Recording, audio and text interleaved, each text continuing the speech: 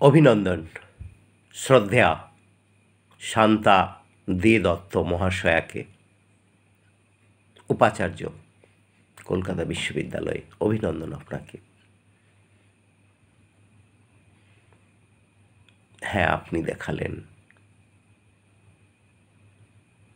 কোনো রাজনৈতিক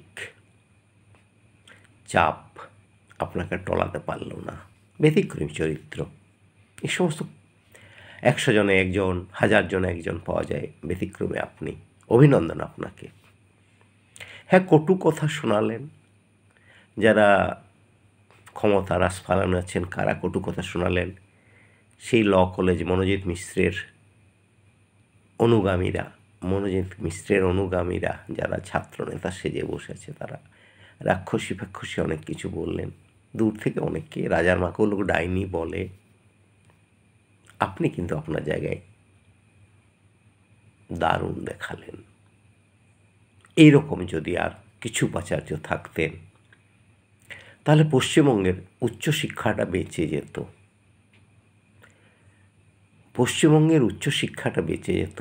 আজকে আপনি দেখেছেন, জয়েন্টের রেজাল্ট বেরানোর পর দেখা গেল যারা 1 থেকে 10, তারা কেউ রাজ্যের অপেক্ষায় বসে নেই, বাইরে চলে গেছে, অন্য স্টেটে চলে গেছে।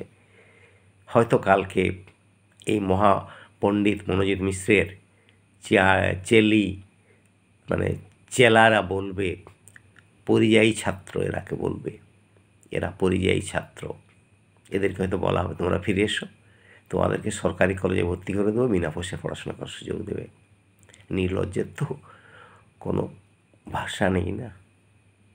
যাক, আপনাকে যদি আরও 2 একজন দেখে, আপনাকে অনুসরণ করেন, তাহলে সরকারি প্রতিষ্ঠানগুলো স্বমহিমা ফিরে পাবে।